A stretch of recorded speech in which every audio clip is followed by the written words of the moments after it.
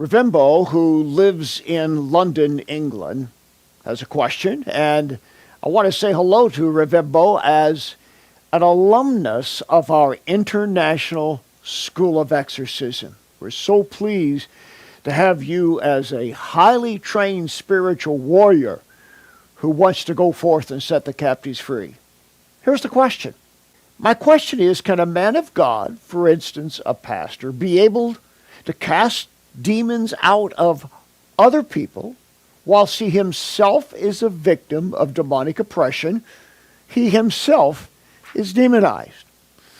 Well, the simple answer is, unfortunately, yes. Remember, Romans 11:29 tells us that the gifts and the calling of God are without repentance. I like the way the Living Bible states it in the vernacular. They are never withdrawn. So when God gives a gift, it continues to operate, even though the recipient of that gift may be a flawed, even failed vessel. Demons hide. They're very clever, and they can hide even inside a man or woman of God, particularly if that individual teaches against deliverance and exorcism as being for today, or prevents it from being an active part of church life. And sometimes people in spiritual leadership are so looked up to, they're embarrassed to admit when they have personal flaws.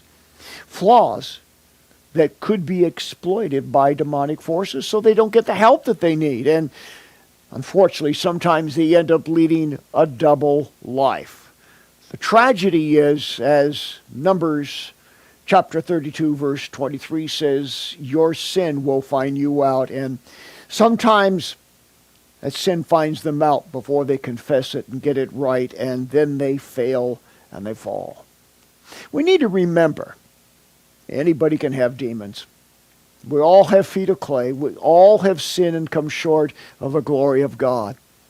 The real question regarding whether or not a man or woman of God is in Christian leadership and has demons is this. Are they trying to cover it up? Because that's the dangerous thing. Proverbs 28 verse 13 says, if you cover your sin, you will not prosper. I've made the statement many times. Everybody needs deliverance. Everyone has the potential of demonic influence of some kind. Let's face it, we all have evil ancestors. Trace it back far enough. Every single person has a moral pervert, somebody who murdered, raped, committed incest, terrible crimes of violence and anger, and witchcraft and sorcery. It's all there somewhere if you go back far enough.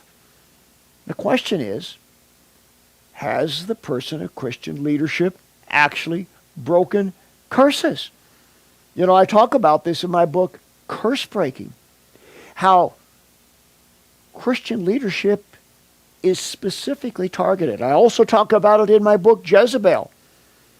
Jezebel's a religious spirit. Jezebel goes after pastors and Christian leaders. And if Jezebel can find an opening because of an unconfessed sin or an unbroken curse, there may be demonization, pre-existing that they inherited, or demonization that they acquire because of the evil in their lives. You know, in our International School of Exorcism, we point out something very important. In the first several centuries of the early church, to be ordained as a priest, you had to go through a personal series of exorcisms preceded by lengthy fasting. You were not considered to be qualified for the ministry until you had first been exorcised yourself. My, how far we have come. In fact, if we put that requirement out today, there wouldn't be many pastors and priests who would qualify for the ministry. And that's sad. It's not a badge of dishonor to have demonization or oppression spiritually of some kind. It just simply means there may be things in your past you haven't dealt with properly, or things of your ancestors that you didn't know to deal with. We all need to be educated. I'm so thrilled that Ruvimbo is one of the graduates of our School of Exorcism. We need more like him who understand these principles and help others to get free, even when they are in full-time ministry or Christian leadership.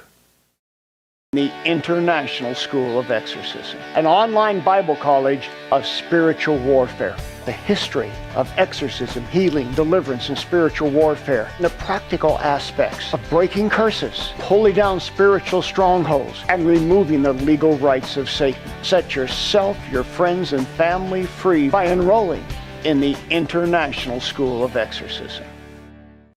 In our new book, Set Your Family Free, we teach how to raise children with purity principles, how to prepare them for adulthood, and how to break every assignment of Satan over their lives.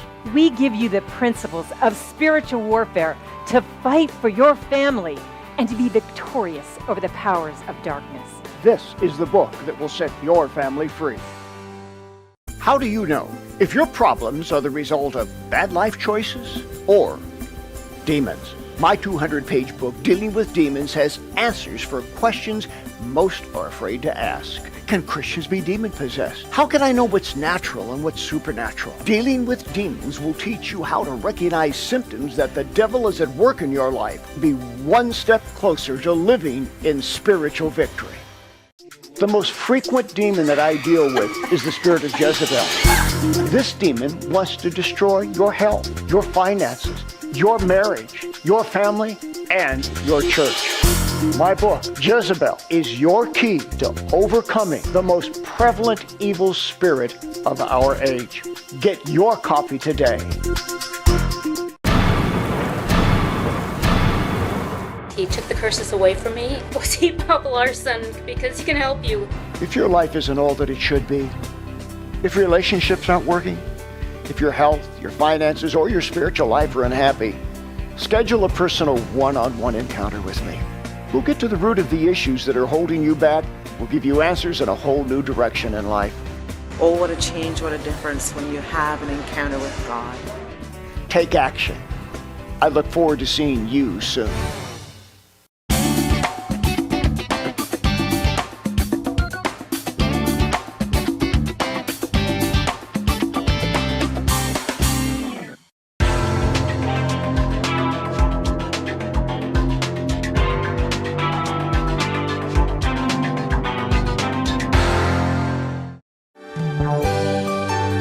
We encourage your support for this worldwide outreach to do what Jesus did.